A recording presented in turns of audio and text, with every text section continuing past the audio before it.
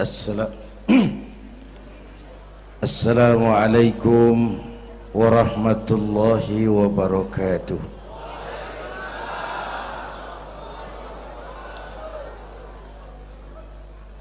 Alhamdulillahilladzi asra bi'abdihi laylan minal masjidil haram ilal masjidil aqsa. Wassalatu wassalamu ala Sayyidina Muhammadin wa ala alihi wa ashabihi ahli sidqi wa tuqa, amma ba'du. Para ulama, para habaib yang saya muliakan, wabil khusus Fadilatul Mukarram Sahibul Bait Kiai Haji Uci Turtusi, yang terhormat Bapak Wali Kota Tangerang Bapak Haji Wahidin Halim, hadirin hadirat ma'asyiral muslimin yang saya cintai.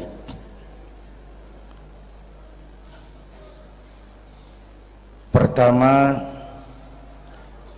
Isra dan Mi'raj adalah peristiwa besar yang hanya bisa diterima dengan iman. Peristiwa ini bukan tidak masuk otak, otaknya kekecilan untuk memahami peristiwa sebesar Isra dan Mi'raj. Satu perjalanan yang sangat jauh ditempuh dalam waktu yang amat singkat. Menurut otak tidak mungkin, menurut kebiasaan tidak bisa, menurut pengetahuan impossible, menurut iman apa yang tidak bisa kalau Allah yang mau. Itulah sebabnya peristiwa yang dahsyat ini menurunkan perintah solat sebagai sandaran vertikal bahwa kita memang perlu Allah. Kita memang perlu Allah. Itu sebabnya tempo hari lewat TV saya katakan, hidup yang paling tenang itu hidup model tukang parkir. Baik, tingali itu. Oh, pakai tingali. Tukang parkir di pasar, coba lihat, biar mobil banyak, mereknya bagus-bagus, nggak pernah sombong. Belum selesai, dengerin dulu, belum selesai. Nanti mobil pergi satu demi satu, habis sama sekali, dia nggak sedih. Mobil banyak nggak sombong, mobil habis nggak sedih. Kunaon? Apa kunaon itu? Lah sok poho deui. Kenapa bisa begitu? Ini nyengir tapi mikir, Pak. Ada muatan ini. Tukang parkir tidak merasa memiliki, tapi merasa dititipi. Siapapun yang merasa memiliki mesti takut kehilangan. Tapi kalau merasa dititipi, jabatan, harta, anak, istri, itu semua sekadar titipan, hiduplah seperti tukang parkir. Pertama, titipan tidak boleh bikin kita jadi sombong. Dititipin kok sombong, nggak pantas dong. Pak Zainuddin titip mobil ya, silakan. Yang punya mobil pergi, saya petatang peteteng. Emangnya mobil kamu? Orang cuma nitip, dititipi kok sombong. Ada orang dititipi jabatan oleh Allah, sombong. Ada enggak? Ada enggak? Ada. Namanya Fir'aun. Tuh pejabat-pejabat sombong anak buah Fir'aun semua.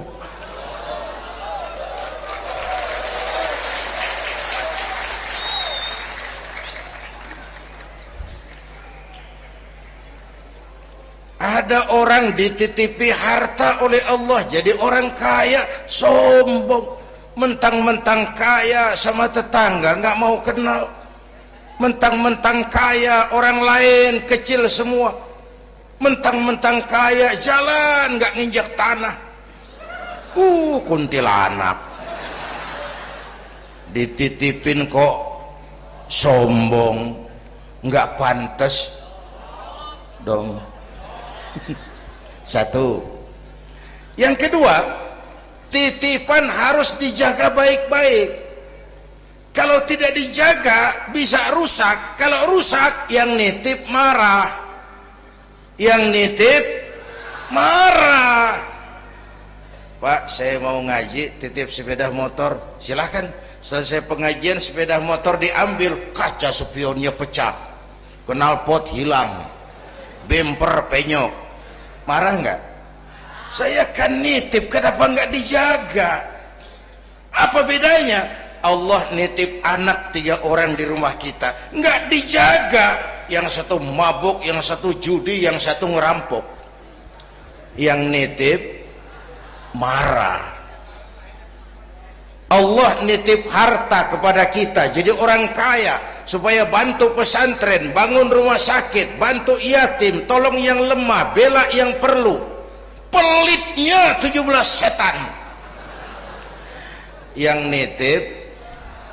nitip marah. Sudah nggak pakai dong.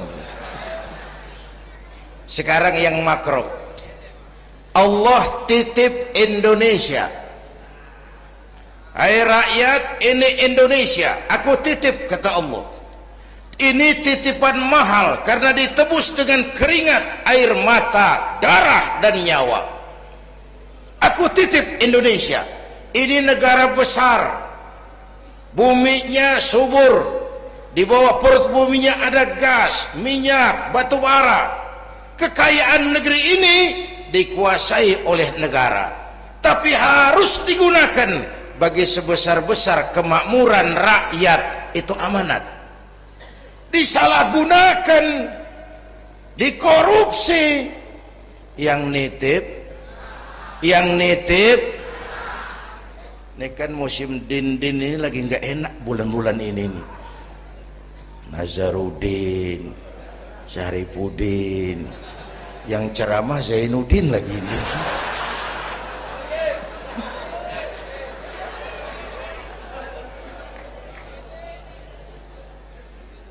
Yang nitip marah.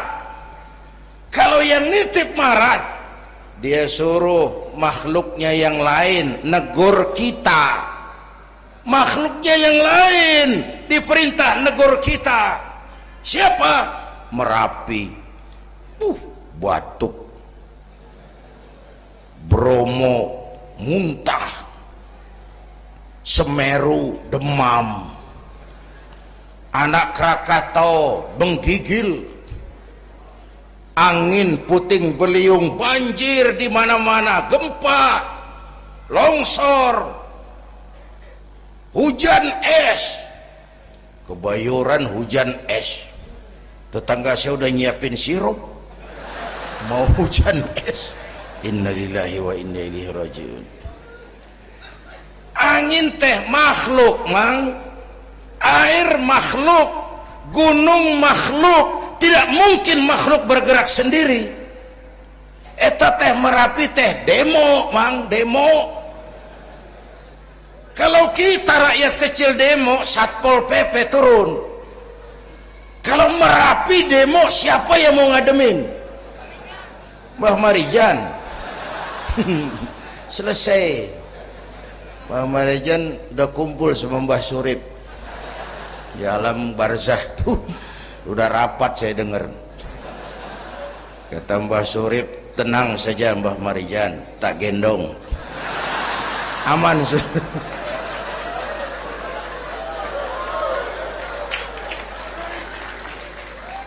Apa artinya ini? Kita perlu Allah, kita perlu Allah. 100 tahun kita bangun, selesai oleh gempa 5 menit. Itu Jepang negara maju, dihantam gempa, lumpuh 9,2 Richter, belum selesai tsunami, gelombang laut 10 meter naik ke darat, masih belum selesai, reaktor nuklir bocor, radioaktif gentayangan merenggut nyawa, terutama yang di Daiichi dan Fukushima. Fukushima tahu kan? Itu dari Cikupa ke kanan, ya dekat-dekat situlah.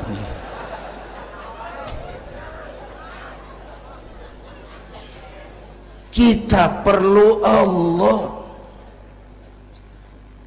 Paingan, apa paingan? Hah? Pantesan lah.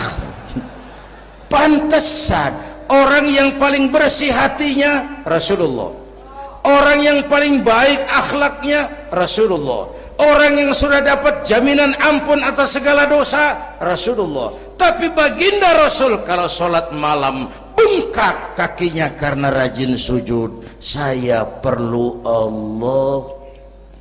Dosa sudah diampuni, akhlak paling baik, hati bersih, tapi kalau sholat malam kakinya bengkak karena rajin sujud.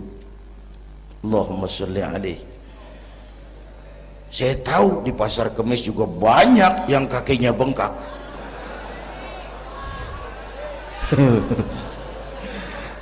Kita perlu Allah.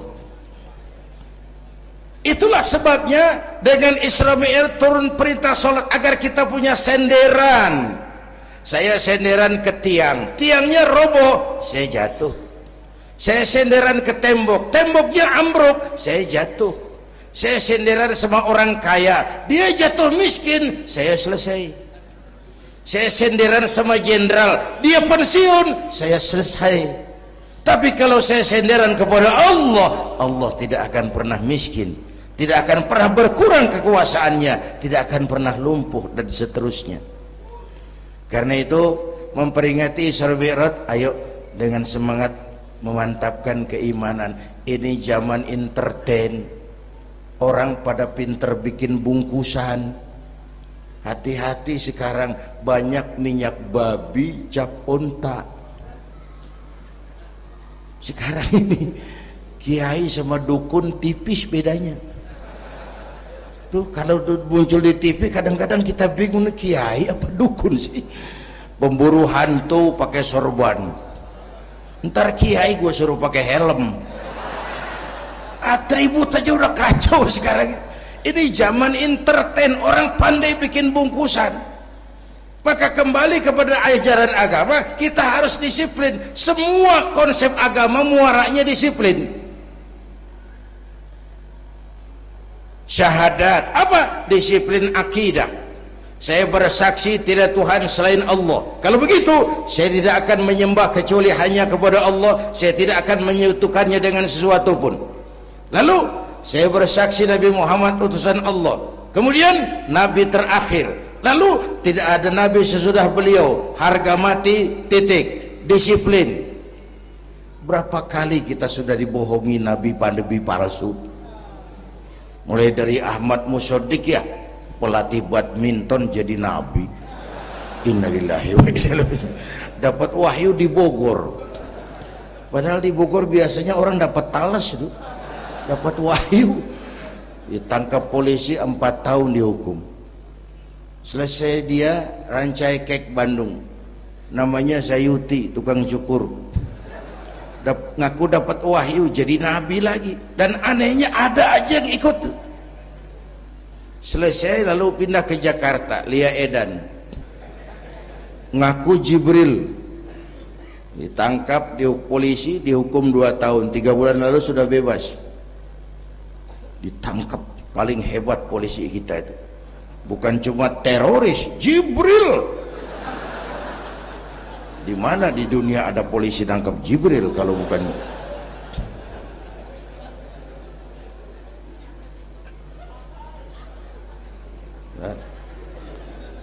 Terakhir yang aneh lagi, menurut catatan Bakor Pakemnya Kementerian Agama RI, antara Cirebon Losari, batas Jawa Tengah Jawa Barat itu muncul agama baru namanya agama Jasun, agama Jawa Sunda, Jasun. yang jadi nabi Tugimin.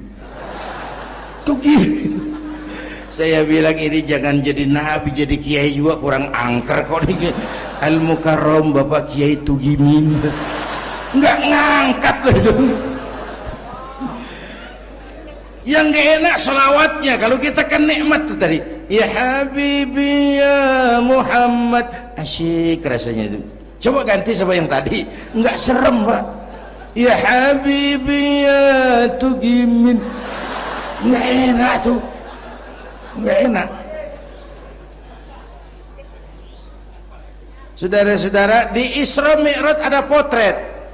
Ketika di Masjidil Aqsa, malaikat Jibril datang nemui baginda Nabi, bawa 2 gelas minuman, arak, susu. Ya Muhammad, pilih, ambil, minum. Mantap, tidak ragu-ragu, Nabi mengambil gelas yang isinya air susu. Dengan bismillah beliau minum. Selesai minum, kata malaikat Jibril, saddaqta ya Muhammad, laqad asabtal haq. Kau benar Muhammad, pilihanmu tepat. Emangnya kenapa Jibril? Kalau arak yang kamu pilih, kamu ambil, kamu minum, habis umatmu jadi pemabuk semua. Ini potret Pak. Itu yang tiap hari kita hadapi, yaitu arak, susu, benar, salah, hak, batil, ma'ruf, munkar, halal, haram. Hati-hati, jangan salah pilih, karena ini zaman entertain. Banyak minyak babi cap onta. Kalau minyak onta cap babi itu masih halal. Ini minyak babi cap onta, kita terpedaya ngelihat merek onta. Iya mereknya onta, gambarnya onta, isinya minyak babi. Berapa bulan yang lalu ada penyanyi pencipta lagu mati, namanya Ari Bowo. Masih ingat lagunya?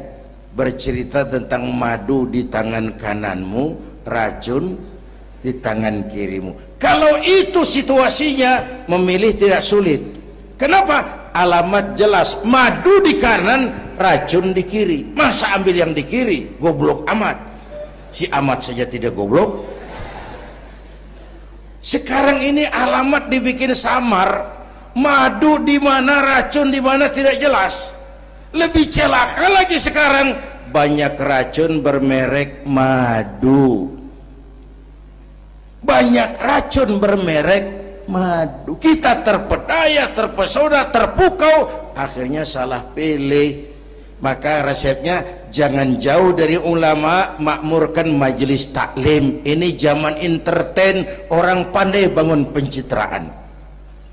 Tuh, satu hal pertama yang ingin saya sampaikan. Iya, saya lihat jam doang. Sampai pagi, Beb. Yang kedua, ketika perjalanan dimulai, ada suara dari sebelah kanan, Muhammad berhenti sebentar. Jangankan berhenti, menoleh saja tidak. Kanan selamat dari kiri, Muhammad berhenti sebentar, menoleh pun tidak. Kanan kiri selamat dari arah depan. Ada perempuan tua, pakaiannya menyolok, lipstiknya tebal, nenek-nenek pakai blue jean. Muhammad berhenti sebentar, menoleh pun tidak. Sudah lewat, kata malaikat Jibril, untung kamu tidak menoleh Muhammad. Kenapa Jibril? Panggilan kananmu Yahudi, kalau kamu menoleh umatmu cenderung Yahudi. Panggilan kirimu Nasrani, kalau kamu menoleh umatmu gandrung kepada Nasrani. Itu perempuan tua dengan pakaian menyolok, itu dunia Muhammad. Dunia teh sudah tua, tapi karena dipoles, dibangun, dipoles, dibangun, dibangun, dipoles, orang nggak terasa kalau dunia sudah tua. Berebut harta, berebut warisan, sama juga berebut nenek-nenek. Makan habisin. Ini perjalanan, ini pun potret. panggilan Yahudi, panggilan Nasrani, panggilan dunia, materialisme, hedonisme berat sekarang ini. Berapa malam lalu saya masuk Serpong, saya senang lihat Serpong berubah jadi kota satelit, bangunannya bagus-bagus.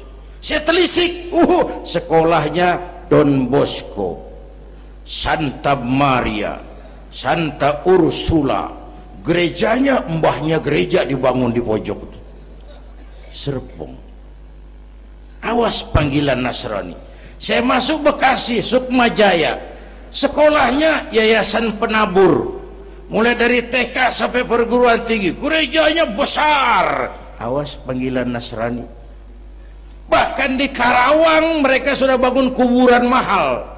San Diego, ada teman saya pengusaha bikin pesan kuburan 200 meteran, itu 5 miliar, karena tanahnya berbukit, bergunung, indah, dan malaikatnya rada baik.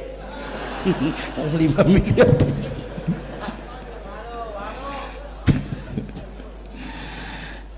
Panggilan Yahudi, siapa mau bantah? Yahudi itu menguasai ekonomi dunia. Di Amerika itu tidak ada orang bisa masuk Gedung Putih jadi presiden tanpa dukungan Yahudi. Menentukan. Bahkan roda ekonomi dunia sekarang ini diwarnai oleh Yahudi. Israel itu Amerika kecil, Amerika itu Israel besar. Lalu panggilan Nasrani dengan segala gaya dan dana, dan terakhir panggilan materialisme dunia, panggilan hedonisme, panggilan materialisme. Menghadapi panggilan-panggilan ini, ayo kita umat Islam luruskan saf, rapatkan barisan, jangan jauh dari ulama, makmurkan majelis taklim. Itu yang kedua. Yang ketiga, Haram Aqsa ini perjalanan vertikal katanya. Aqsa Aras ini perjalanan vertikal. Haram Aqsa perjalanan horizontal. Aqsa Aras perjalanan vertikal. Hablum minan nas, hablum minallah. Isra Mi'raj mau ingatkan kita, semua kita perantau di dunia ini. Perantau harus pulang. Orang yang selesai merantau di dunia disebut telah pulang ke rahmatullah. Kenapa pulang? Perantau, nggak boleh netep. Bodoh kalau ada perantau, tahu perantau tapi nggak pernah mikirin pulang. Dan saya mau bilang, orang pulang sebenarnya enak. Ayo contoh beberapa soal etimologis. Waktu SD dulu ada pelajaran yang kita nggak suka, gurunya galak. Pas pelajaran dia pengumuman, Bapak guru tidak masuk sekolah, anak-anak boleh pulang. Seneng nggak? Seneng nggak? Kenapa seneng? Karena boleh pulang. Orang pulang seneng. Contoh lagi, Lebaran masyarakat pulang mudik, seneng nggak? Kenapa seneng? Pulang. Orang pulang seneng. Sekarang selesai hidup di dunia, kita pulang kepada Allah, seneng nggak? Ragu-ragu, mau bilang seneng takut besok, kira-kira itu. Mestinya seneng dong pulang. Apa yang bikin pulang yang satu itu kok berat? Kelihatannya dua. Pertama, kita ini sering mencintai sesuatu berlebihan, berakar di hati.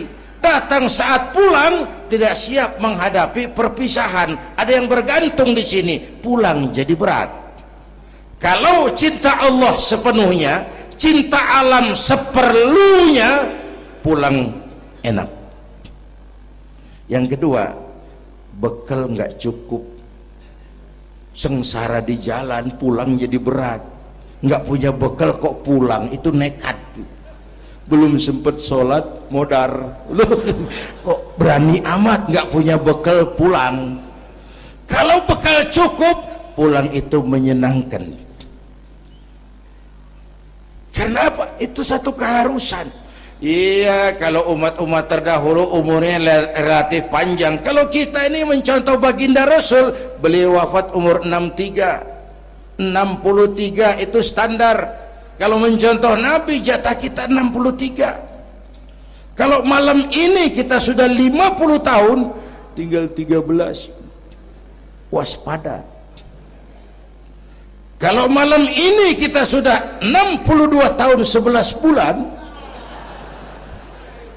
udah jangan pakai pantangan, apa aja makan lah Pak, sebulan lagi tuh. Sebulan lagi, syukur-syukur dapat bonus. Dan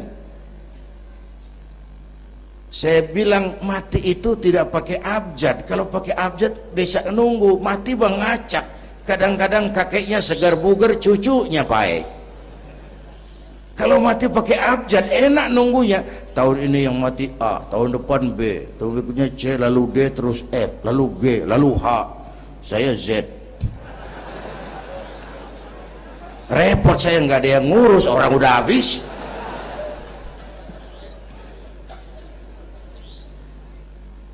Bapak Ibu hadirin, malah aneh. Jam 6 pagi sopirnya mati. Jam 10 siang, 4 jam kemudian Mbah Suripnya yang mati. Sebelum mati dia pesan sama teman saya W.S. Rendra, Mas, saya kalau mati tolong dikubur di bengkel teater Depok. Monggo, dikubur sama Rendra. Belum seminggu Rendranya ngikut, mati. 1 bulan sebelum Rendra, lebih dahsyat lagi, Michael Jackson mati. The King of Pop, raja pop dunia, mati. Apalagi penyanyi keroncong, lebih mati lagi. Ada hidup sesudah mati, ada akhirat sesudah dunia. Semua kita perantau, dan perantau harus pulang.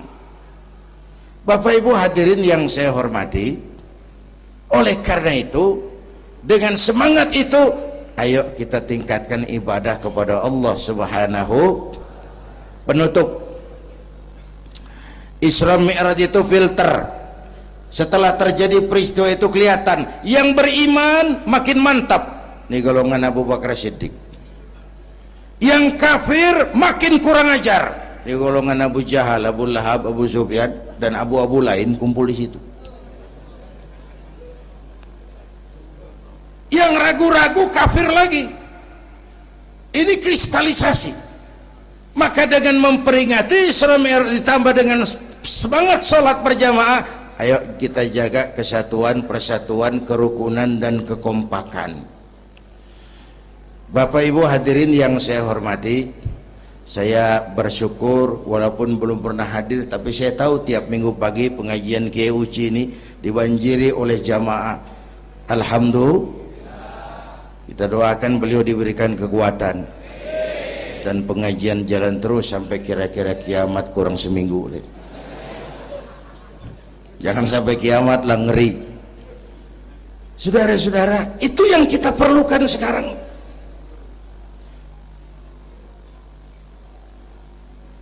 Menjaga semangat kebersamaan seperti diajarkan di masjid ini. Coba tingali akhlak masjid. Siapapun masuk masjid, copot sendal, buka sepatu. Kenapa? Tidak ada warga kelas 1 di sini. Semua sama di depan Allah. Ini masyarakat yang mau kita bangun. Lurah masuk masjid, buka sepatu, rah. Camat masuk masjid, buka sepatu, mat. Wali kota masuk masjid, buka sepatu. Ini Pak yang ngomong dia tuh. Sembarangan tak.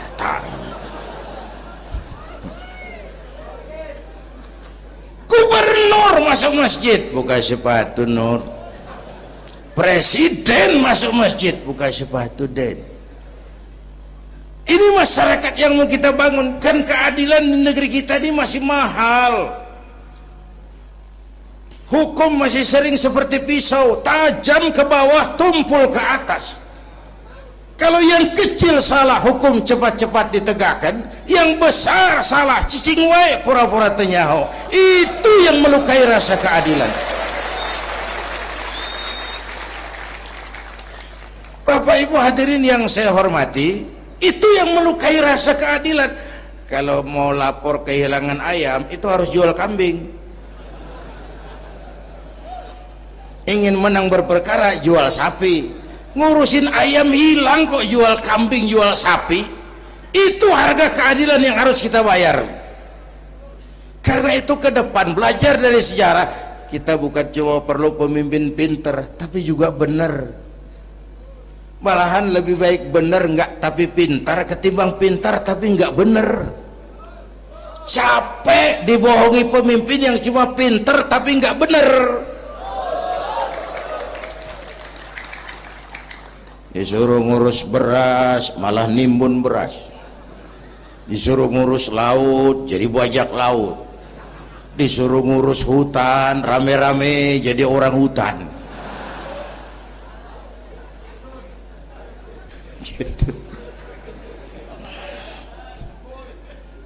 Kita rindu munculnya sosok-sosok macam Umar bin Abdul Aziz. Punten nih, itu Umar bin Abdul Aziz waktu terpilih jadi khalifah, yang pertama diucapkan innalillahi wa inna ilaihi raji'un. Terpilih jadi presiden bukan alhamdulillah, innalillah. Pagi dilantik, malam pesta. Pesta apa? Dangdut? Enggak. Pesta air mata.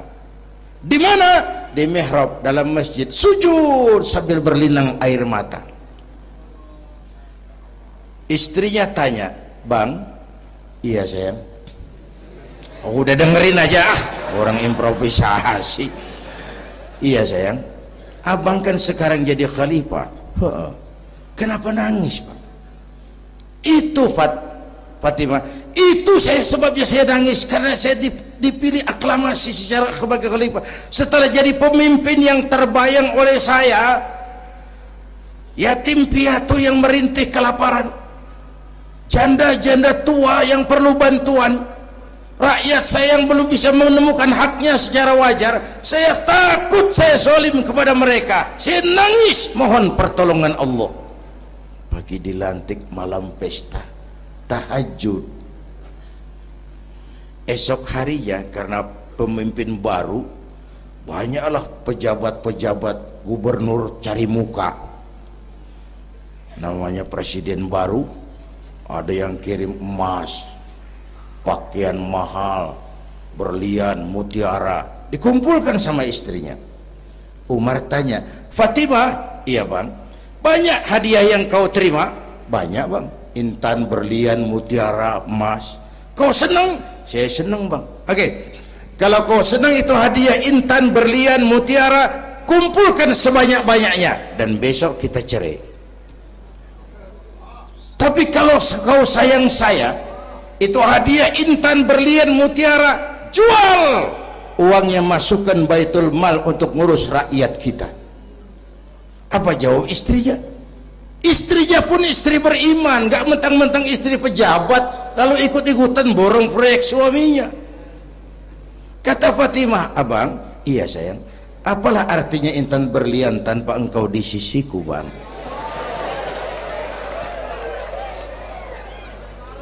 Jual sajalah, jual untuk ngurus kepentingan rakyat. Yang nyata-nyata hadiah pribadi dijual ngurusi rakyat. Jangan yang sudah nyata-nyata milik rakyat masih disunatan.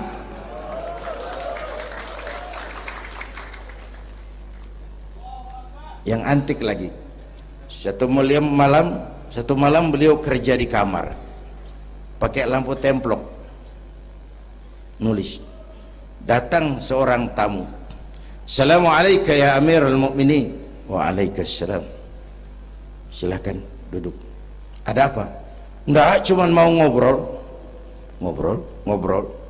"Urusan pribadi khalifah, kita kan teman lama." "Oke baik." Beliau berdiri, lampunya dipadamkan, ditiup, mati, gelap kamar. "Ayo kita ngobrol." Tamunya heran, Ya khalifah, iya. Kita kan mau ngobrol, iya. Kenapa lampu dimatiin? Begini, Mas. Mau tamunya dari Jawa waktu itu, dengerin aja kenapa sih? Gini loh Mas. Tadi waktu sampean datang tuh, kan sampean lihat saya lagi kerja. Iya. Saya kerja tadi ngurusi rakyat. Tentu. Saya kan pakai lampu. Memang. Lampunya kan pakai minyak. Pasti. Minyaknya kan beli. Iyalah. Belinya pakai uang. Tentu. Uangnya uang rakyat. Kita mau ngobrol urusan pribadi, nggak usah pakai minyak rakyat Mas. Ayo ngobrol sampai subuh ini. Kalau yang kecil saja orang sudah berhati-hati, apalagi menghadapi urusan yang jauh lebih besar ke depannya. Bapak Ibu hadirin yang saya hormati, oleh karena itu kita memerlukan semangat kebersamaan, walaupun tidak harus selalu bersama-sama. Ini adalah potret terakhir. Baginda Nabi di awal-awal perjuangan didampingi 5 figur utama. Pertama, Nabi punya Sayyidina Abu Bakar Siddiq. Ini sahabat merangkap mertua, orang tua bijaksana, tempat Nabi tukar pikiran. Kampung itu enak kalau ada yang dituain. Yang kedua, beliau punya Umar bin Khattab, Al-Futuhat Al-Islamiyah, imam tapi jenderal, jenderal tapi imam, gagah, berani untuk Islam. Selesai? Belum. Yang ketiga, Nabi punya Utsman bin Affan, pengusaha tapi santri, penyandang dana. Umat akan maju kalau banyak punya Utsman. Yang keempat, Nabi punya Ali bin Abi Thalib, tokoh muda tapi intelek. Yang kelima, beliau punya Khadijah binti Khuwailid. 5 figur utama bahu-membahu membantu perjuangan Nabi. Begitulah kita berjuang. Mesti punya segala hal. Mesti punya senjata yang namanya golok, gergaji, pisau, silet. Harus punya. Kapan makainya? Lihat lawannya. Yang kamu hadapi apa? Kumis Pak, silet turun. Yang kamu hadapi apa? Akar kayu nangka Pak, kampak maju. Ini kita sering emosi nggak para rugu. Yang dihadapin kumis, kampak yang maju. Urusan nggak selesai bibir bongkar. Anak-anak muda nggak cukup dibakar emosinya. Berani harus, nekat jangan. Berkorban siap, konyol nanti dulu. Mati syahid, ayo. Mati sangit, jangan. Berani sama nekat tipis loh bedanya. Berani harus, nekat jangan. Berkorban siap, konyol nanti dulu. Bapak Ibu hadirin yang saya hormati, dengan semangat kebersamaan saya yakin kita bisa berbuat lebih banyak. Inilah barangkali sekelumit ikut tasyakur saya. Mudah-mudahan ada manfaatnya buat kita semua. Lebih kurang mohon maaf. Usikum wa iyaya bitaqwallah. Aqulu qawli hadza. Wassalamualaikum warahmatullahi wabarakatuh.